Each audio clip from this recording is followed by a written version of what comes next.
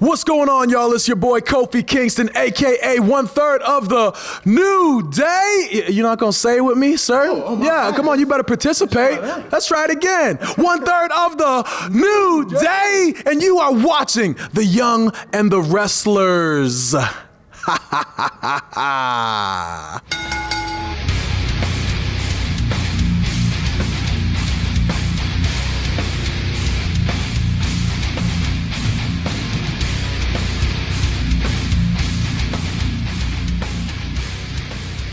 Welcome to The Young and the Wrestlers, the Pop Culture's WWE podcast, Smackdown analysis and review. I'm one of your hosts, Ryan Betson, alongside... I'm ready!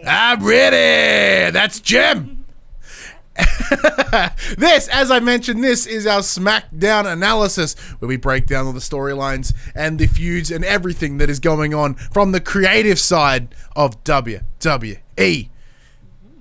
This Smackdown conversation comes at you every Tuesday morning at 8 a.m. on your podcast services, 9 a.m. on those YouTubes. But if you want to join that wrestling conversation, head over to our social medias. That's Facebook, Twitter, Discord, Instagram. All those links are in the down below areas. If you want to join the conversation as it happens, head over to twitch.tv/thepopculturist, where you can watch us record the show live as it happens on a Monday evening.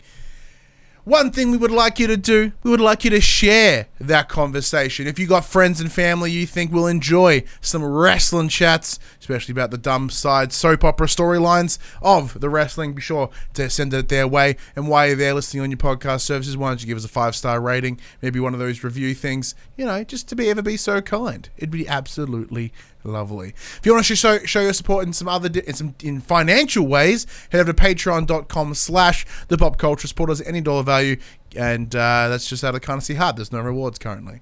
Or you can support us in a once-off fashion by heading over to thepopcultures.com/shop, where you can buy shirts and other assorted shit with our logos on it. Jem slightly changed the intro today because I realized I never tell people to tell people about the show. I never do. And I've got to reword the spiel, and it's frustrating because I get we've done this for how many episodes now, and it's like bam, bam, bam, bam, and I instantly wreck it for myself. It makes it very difficult. It's a tricky one. It is. It I'm is. glad it's you doing it and not me, because I would definitely screw it up every single time. It takes a lot of practice to get this wrong every time. How are you, Jem? You're in a lovely new dress this evening. I know, my little I don't know what to call it. It's really cute and it was dirt cheap, and I was like, I need to treat myself. So It's very bright and lovely. I'm feeling very sunshine. I'm matching my sheet. I was about to say you got to morph into your bed in a minute. Yeah, I'm very, very. It was all yellow. Ben, what inspired this bit of retail therapy? Oh, I've had a bit of a rubbish week. So I was like, I'm gonna treat myself to something nice, and maybe if I feel pretty, I'll get over it. Do you feel? Sound logic. Do you feel pretty? I do, yes. That's awesome because you look lovely. Oh, thank you. No worries. How But are you? I'm good, man. It's paperwork. It's admin audit week at my job. Like, for those that know, my job is very fun. I get to play games a lot of the time, which is very nice. However, I don't get to always play games.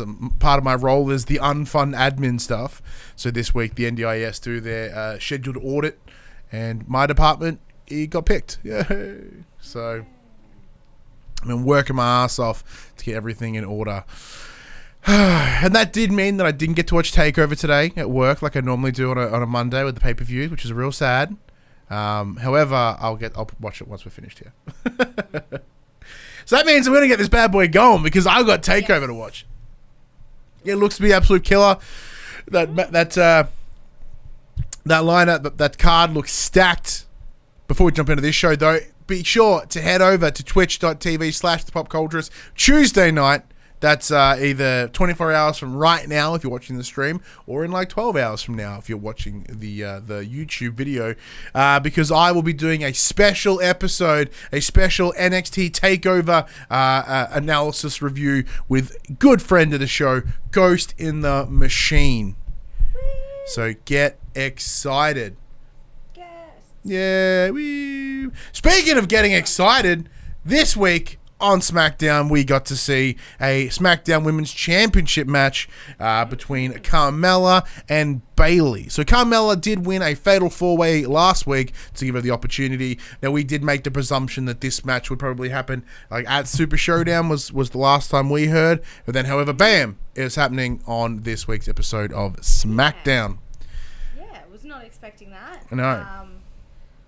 But in the same respect, I kind of was, because I did listen to Corey Grove's podcast last week before, so it comes out on Thursday, so I listened to it on the Friday. And Carmella did mention it on the show because he had her on for Valentine's Day. Obviously, they're a couple. And yeah, I knew it was coming, but I was kind of like, why SmackDown? But this whole thing just sort of explained it all, I guess. It did so. So it did start off with a moment of bliss with Nikki Cross and Alexa Bliss both coming out in identical clothing, by the way. Yeah. Which I'm just going to put out there. Look, Alexa Bliss always rocks that outfit, man. Always. Nikki Cross, amazing. You also rocked that outfit. You gave me heart feelings that I wasn't ready for. Thank you, Nikki Cross. Thank you very much. Gorgeous. Absolutely gorgeous. But Carmella was the guest. She was there to talk about her opportunity at the SmackDown Women's Championship. But everything didn't go quite as planned. No, so Carmella,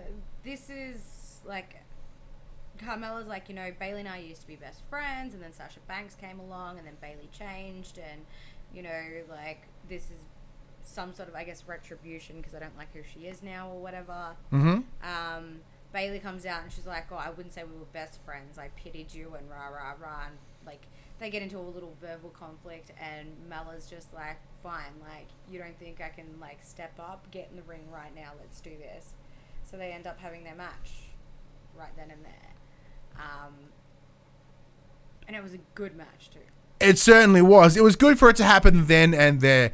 Because I was wondering how it's going to go. Now, one thing that we don't compliment enough, actually, when it comes to SmackDown and Raw recently as well, is they've taken, I guess, a page from AEW, and they at the start of the show, it's none of this mystery what's going to happen. It's like, all right, tonight you're going to see this, you're going to see this, you're going to see this, you're going to see this. So, previously, they would just kind of let the flow happen. They wouldn't tell you. But now they take a couple of minutes to tell you what matches are coming throughout the night or what segments are coming. And I really enjoy that. Rather than leaving it up to ooh, anything can happen is cool, but I like there being a plan. These are the 4 beats that we're going to hit tonight, and if they change, anything can happen. You know what I mean? I think that's a better way to approach it. Yeah. So that when we did see the likes of the Otis and Mandy segment coming, and then the tag team match with Miz and Morrison, I was like, all right, there's a lot here. And then on top of this championship match, I'm like, where is this going to fit in this 2 hours? And I presumed it was going to be later in the night, but nope, straight off the bat, and I was really, really happy with it. Yeah. So bury the lead. Carmella loses. Yeah, dirty loss. And then Bayley, being Bayley, attacks Carmella from behind. Naomi comes out to help. And they have a bit of a stare down, and then we cut backstage to Bayley with Kayla, and she's like, something, your controversial win, and Bayley's like, controversial, I won fair and square, and Carmella doesn't deserve a rematch or whatever, and she starts going. And then there's an interview with Carmella shortly after.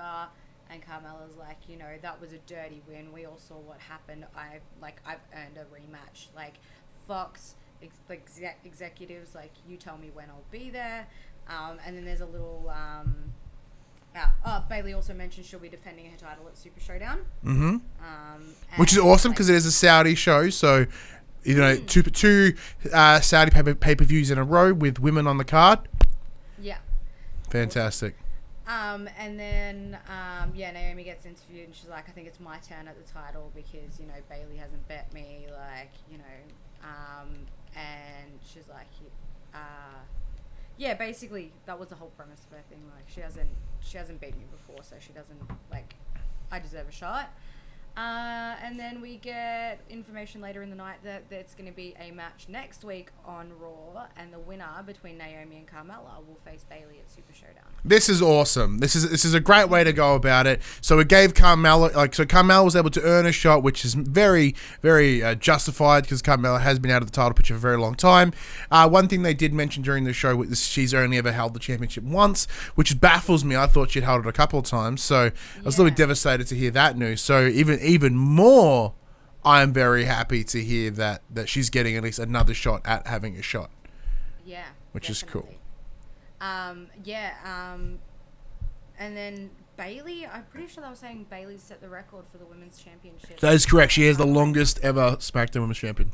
200 and something odd days. Yeah, something like that. Exactly. But yeah, that was really cool to hear as well, because when Bayley does lose it, it's like a bigger deal now, I guess. Well, because so rather than being just becoming the champion, so it's a little bit of that breaking the streak sort of thing. Not in the same as like Goldberg or Taker or anything like that, but there's still the potential for something cool there. Be like, oh, you're the one that took it down. Yeah. Who do you reckon will win next week, though? Ooh, my dollar's on Naomi. See, I think it's going to go the other way. I think Carmella's going to win it and get a shot at Super Showdown, and then Naomi's going to go to WrestleMania. So you think we'll see a continuation of the match here with Carmella and Naomi going at Mania? Sorry? So you think that Carmella versus Naomi will happen at Mania? No. I think Bayley and Naomi will happen at Mania, and Carmella and Bayley will happen at Super Showdown. Oh, as I'm saying, my dollars are on Naomi taking the belt at winning against Carmella. See, I think Carmella is going to win and go to Super Showdown. Oh, okay. Bayley's going to retain at Super Showdown, and then Naomi's going to take it at WrestleMania. Interesting. What are the justifications? Like, how can Naomi get back into that picture again? Because if she didn't earn her shot here, what's the earnings to get into the next spot? Going through Sasha Banks. Interesting. Yeah, I reckon she'll go through Sasha, and then Bayley will be like, "You want to go for my friends? Like, let's keep it going." Okay. Yeah. Okay.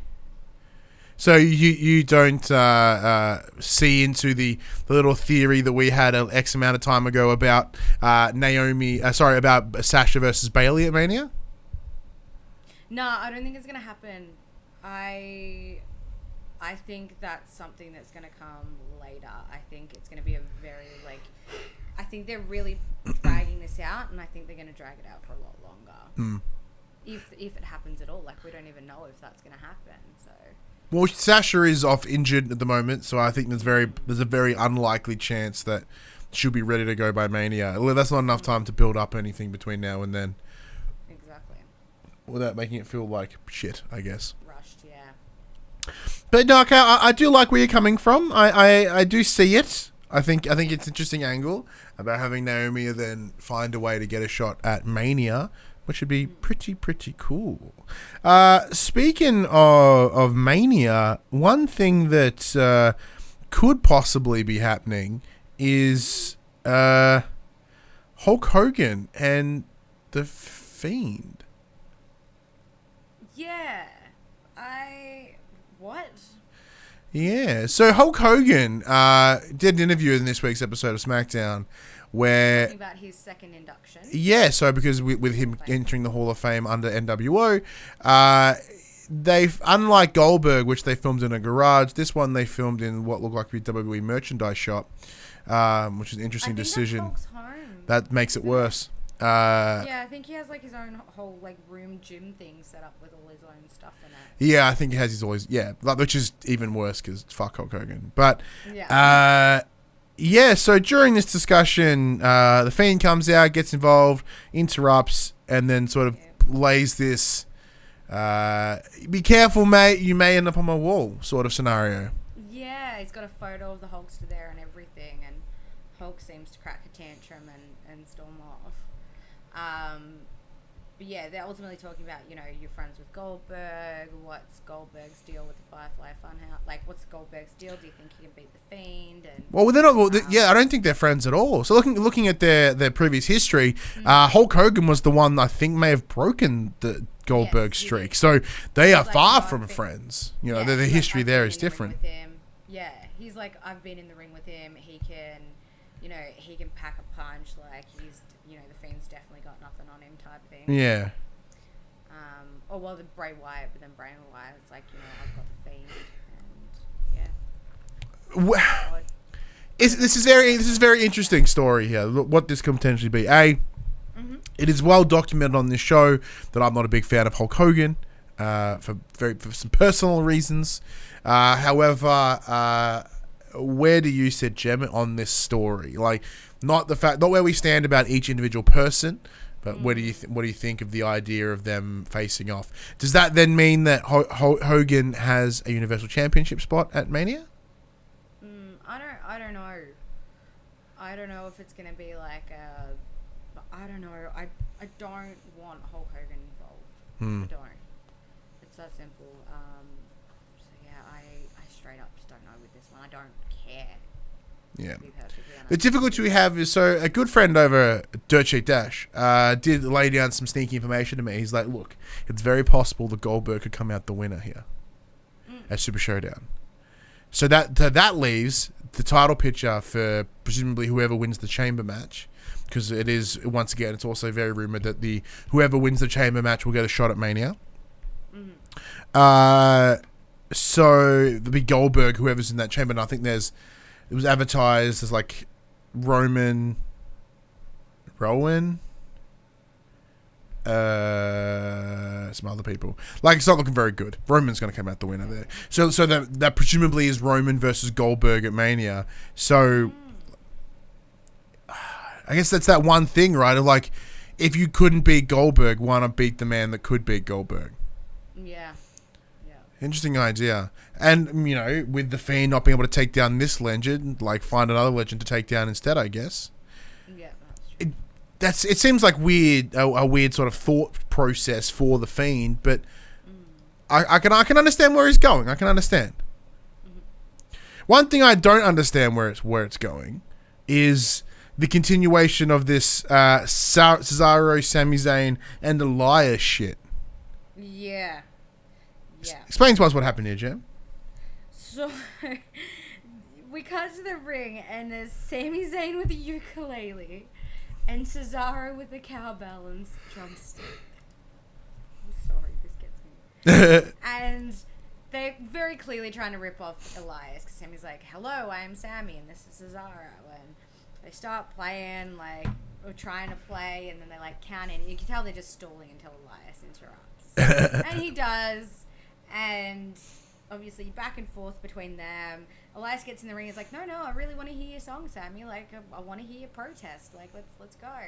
And Sami he's strumming away, and like Cesaro's at the cowbell, and like, Cesaro, like, everybody wants Sami's like, no cowbell, and they stop, and Sami starts playing the ukulele, and everybody's like, more cowbell, and then Cesaro's like, and he just throws it away. That was the boost. That was the best thing ever, because I listened to Corey Graves' podcast, and, you know, Cesaro talks about wanting to show his funny side and stuff like that, and it's hard when he's in this position that he's in right now. So that was him just, you know, it was clearly him just having a bit of a piss fart around. It was just perfectly timed. So Champion Gamer also in the chat says this was the best segment of the night. Oh, I couldn't agree more. I can certainly agree with that. So I like the excessive cowbell, and then the like, hey, that's a little too much. You know, everything needs more cowbell. That is the rules. Fever, and the only cure is more cowbell. So I did like the playing to the crowd, and it's like, no. I did enjoy that quite a lot. Yeah, and everybody chanting, like singing the Walk with Elias chant and stuff like that. It's really beautiful. But then Sami Zayn and Cesaro attack Elias. Elias sort of like tries to fight back, gets beat up, and Braun Strowman! That's it! Get these hands! Yeah, he comes out to give those hands. He gave them some hands, that he did. Yeah. Because he was attacked, obviously, last week by Sami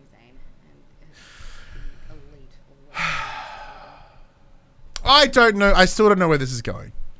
Neither do I. Like, it is... I understand where Elias is coming from, because Elias says he's found a weakness. He's found a hole in the armor, and he's poking that hole. He's like, he's found that weak spot. He's like, boop, boop, boop, boop, boop, boop. And enough to get this level of reaction from Sami and Cesaro is exactly what Elias is wanting. Elias has just been a giant shit stirrer here. Yeah. And I understand there's some previous... Like, there is that history with Cesaro and Zayn and Nakamura. Excuse me. In regards to the Intercontinental Championship, but like they lost.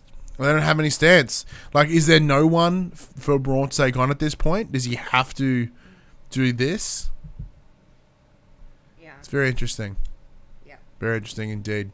I do feel it is an incorrect use of Braun currently.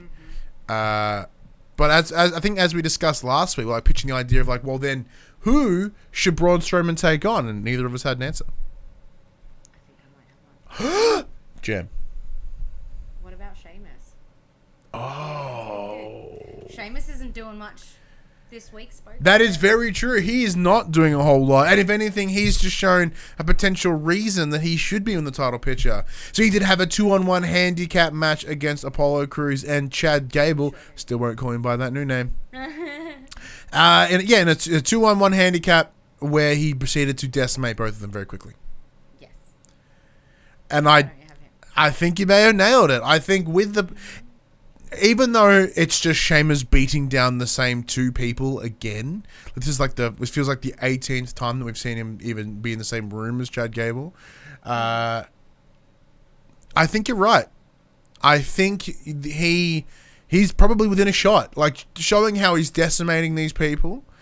But however, I believe that he needs to sort of expand his prey, for lack of any word. Before he gets in that title picture. What's your thoughts? Look, I don't know. Like, he's actually facing superstars, which is nice. So I think it's valid that he gets a shot at that, especially this week, taking out two people at once. Like, as if he doesn't deserve a title shot at this point. And like I said, who else? Who else have they got? Like, no one's that size or stature. Like, he's the closest at the moment that's not going to WrestleMania right now to face Brock Lesnar. True, but like saying that, he has taken on two people of very, like, so Shorty, I almost said his name. Chad Gable is, as his new name suggests, he's a man of a smaller stature, where Apollo Crews, although may not be like as ginormous, he's still a big unit. So, Yes, do you think he's intentionally saying something by picking on these two people? I think so. I think that message is coming through pretty clear. When do you think we'll see him have a title shot? That I don't know. I don't think... I think it's going to move really slow. I reckon we won't see it until after Mania. Interesting. Because I think Brock's definitely going to get a WrestleMania moment with the title. Braun, you mean?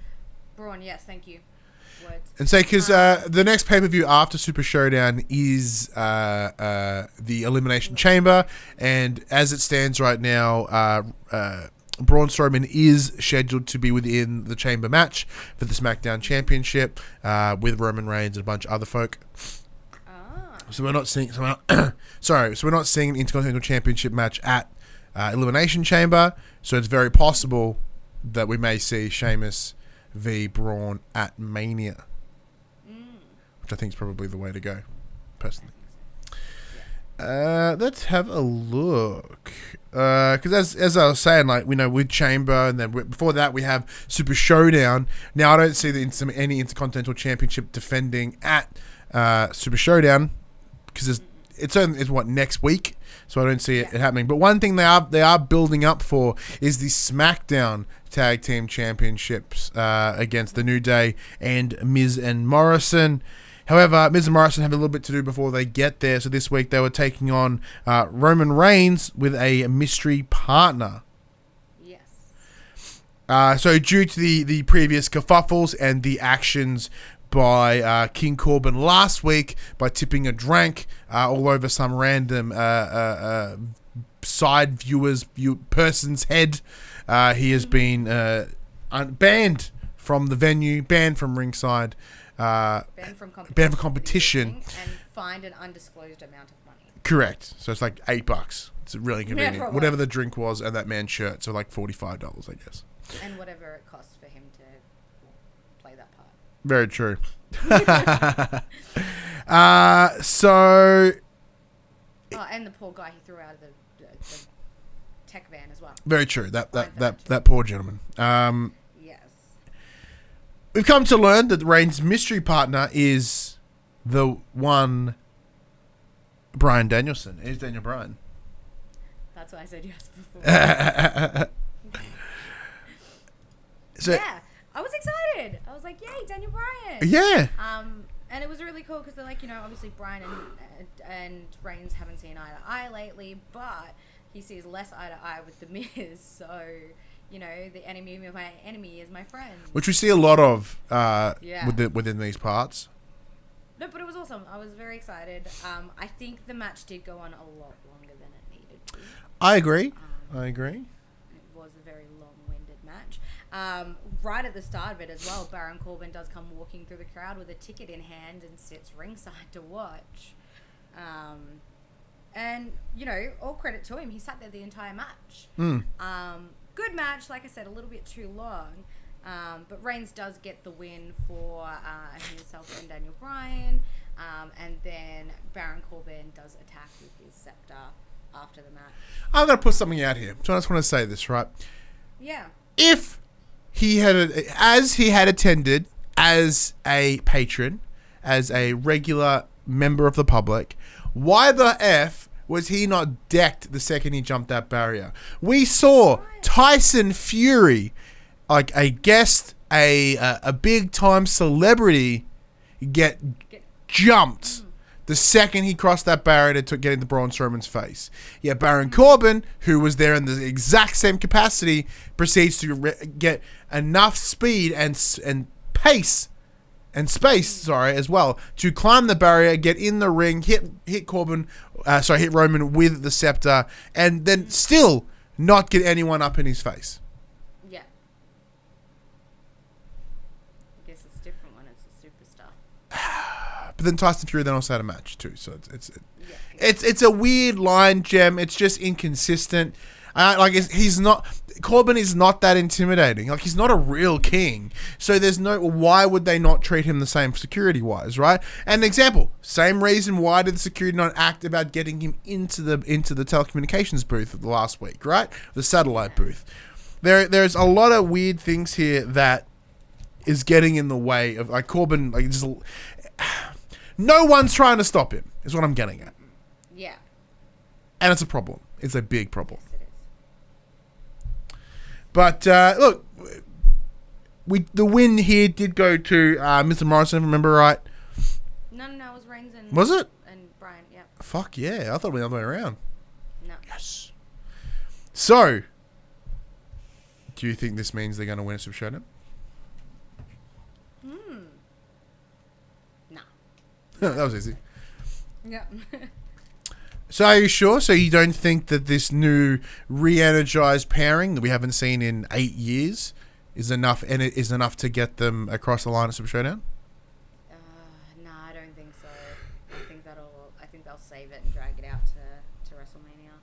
Okay. Yeah, it makes sense. I understand. I see that. I see that. Yeah. Look, we're getting into the last segment here. It's a tough one. As the name of the video suggests, Dolph Ziggler date wrecker, Mandy Rose and Otis had their date this week, and this is something that you and I thought that we would be happy about. We'd be wrapped. We would be in such a good a place of, I guess, euphoria or happiness. We thought this was going to go a very different way. So we see Otis getting ready, which is absolutely lovely. He's got his shirt on, and then a vest, and then the suit jacket. He's got his hair all slicked. He looked unconventional, but dapper. But dapper. Like, he's trying really, really hard here. Then so Mandy arrives before him.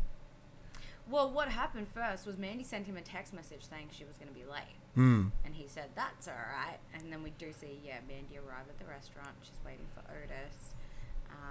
And then, like, somebody puts their hand on her shoulder. And she's like, oh, Otis, I've been waiting. And it's Dolph Ziggler. So then he takes a seat and presumably has an evening with Mandy. Otis comes in shortly after to then see this heartbreaking image of the two of them. He drops his roses and he leaves. So this made me think, do you think it was premeditated by Dolph somehow? Let's look at it this way, right? Mandy said she was going to be late, but she wasn't. Do you suspect some foul play here, Jem? Yeah, like I think somehow maybe Sonya's been in cahoots with Dolph, and Sonya got Mandy's phone and sent the message and stuff like that. Look, that is I'm just trying to think about it. That is a very possible option. It wouldn't surprise me to sort of see some of this behavior. We do know that Sonya has had not the strongest opinion on Otis, especially this new friendship that Otis and Mandy are sort of creating. So there has been, I wouldn't say disdain. Disdain's a very strong word, but there has been some resistance. I kind of don't think that Sonya would do that. That seems really, really malicious, even almost vindictive, for her to do that. And like, I understand that she, would be having, quote, the best interests of Mandy in mind, but I would almost say it's more likely that somehow Dolph was the one that sent that message. I don't know how, because there's a lot of leaps there that we're going to have to make. But I think it's a little bit more specific like that. Champion Gamer goes, dude, Dolph stole Mandy's phone and sent a text from it to stall. That is exactly what I'm getting at. That is my theory. I didn't want to make a direct accusation, unlike Champion. I was trying to keep it vague so we can't get into sort of legally binding situations. But Champion gives no fucks. He's like, no, this is what happened. Yeah, he'll tell and I, coincidentally, support Champion's prediction here. So, where does this go from here? Like, poor Otis has had his heart broken twice from Dolph Ziggler and involving with Mandy. Now,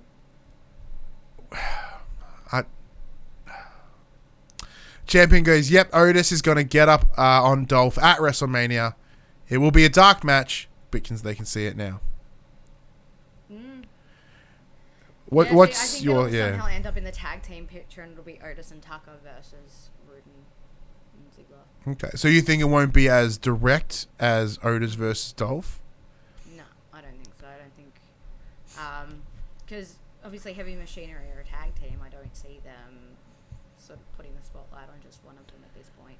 Yeah, and as it stands right now, we are yet to see Otis and Tucker split. Like, they've never had a singles match on main.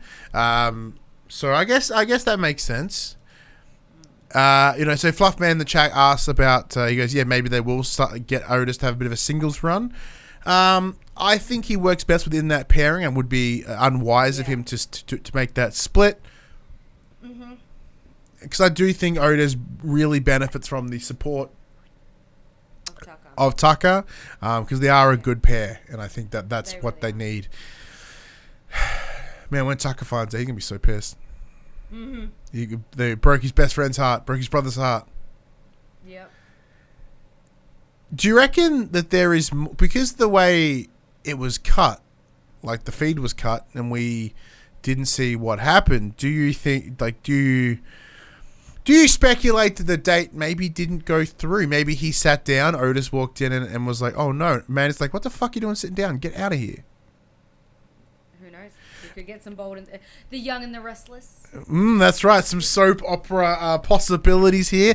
Like very young and very restless. Yeah. So if Otis stayed that little bit longer, he would have seen Mandy be like, "I'm not here for you." Water in the face. Yeah. We don't know. Yeah. We don't know. We will see you next week, I hope. Yeah, man. So I'm excited for that. I want to see where this goes because, this is that was the one storyline that we had the most investment in. But yeah. Jem, what did you think of this week's episode of SmackDown? It wasn't bad. It was definitely better than other weeks. It is getting better and better every week. And look, I'd give it a bar. Look, I'd go down the middle. I think it's 100% a Kurt. It's just one thumb for me specifically. The start of the show with the moment of bliss stuff really didn't land for me. I felt it was a bit with the whole idea of celebrity crush or that sort of stuff. It was just a little bit fillery, and I'm not a big fan of that. I really enjoyed the whole Carmella Bailey stuff, but I don't know why that needed to happen. There was a bit jarring there. Because it's Valentine's Day. Yeah, but like, how is that relevant? Talking about crushes. Yeah, I know. But, like, why not be the idea of, like, so Carmella, we know that you're, it's common knowledge that you're with Corey. Like, what's your guys' plan to Val? Like, that is better. Like, that's relevant, right? Yeah, and we know that Nikki Cross is partners with Killian Dane from NXT. Like, why not mention that? Like, Alexa Bliss is currently single right now. No, actually, I think she's dating some football player. Maybe there's a bit of that. Like, ooh, she's got new love, ooh. Granted, that totally blows the kayfabe lines, but, it is in a weird spot. Yeah. And look, the Miz Morrison stuff was fine. SmackDown is fine lately. It's been fine. Raw, for some reason, has just really smashed it. Oh, Fluffman Dingus goes, wait, Alexa Bliss is single. I'll be right back. Look, we do know that she may like some Australians. She did date Buddy Murphy there for a little while, so go Fluffman Dingus. Mm-hmm. That's right. She can get the dingus in her fingers. She could get that dingus in her area. It felt weird playing the next sentence. Champion says, wait, which I think Champion... Oh, no, wait for me. Champion and Fluffman Dingus are both on the run. It is a race. I hope they stream it. Can I come too? Anyway, that does bring us to the end of this week's episode of Young and the Restless SmackDown analysis. Let us know what you thought of this week's episode of SmackDown and in those comments below, social medias, etc.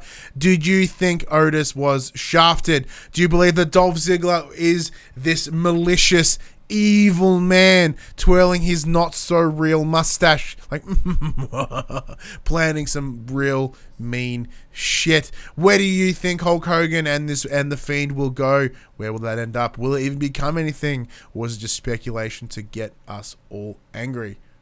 Sounds good.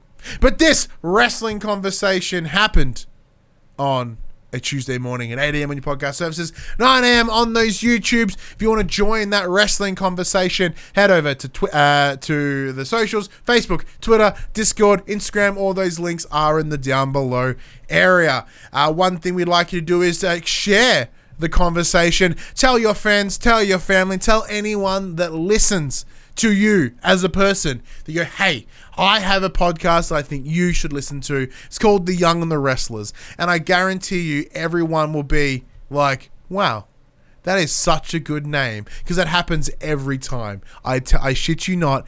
You tell someone of a pod called The Young and the Wrestlers, and they're like, I'm pressed. I'm in. And then you go, here it is. Here's the show. They talk about the things. Do that while you're there on your podcast services. Give us a 5-star review and all that sort of stuff. It's all lovely. Much appreciated. If you want to support us in some other fashions, head over to patreon.com/popculture. Support us at any dollar value. Very kind of you. Speaking of one thing you can do, support us financially, just like Stephen Player did. He gave us his Twitch Prime subscription here on Twitch, because you can join the conversation as it happens over twitch.tv/thepopcultures. Watch us record the show live with the likes of Fluffman Dingus, with the likes of Ghost the Machine, with the likes of Stephen Player. It is a damn good time here on Twitch, isn't it, Frozen Gem? No, I'm good. Oh, you're back. You're all good. No, you're standing very still for a very long time. I was like, fuck, I think we broke Jem. But if you want to support us in more one-off fashion, head over to popculturist.com/shop where you can buy shirts and other assorted shit with our logos on it. Big thank you, Jem, for joining me once again. This time, tomorrow, I'll be joined by the lovely, the ever so excellent streamer himself, Ghost in the Machine. We'll be talking everything NXT TakeOver Portland. It is gonna be an absolute ripper. The barn burner, as they say. But until then, I'm Ryan Betson. And I'm Jem. And we'll see you then.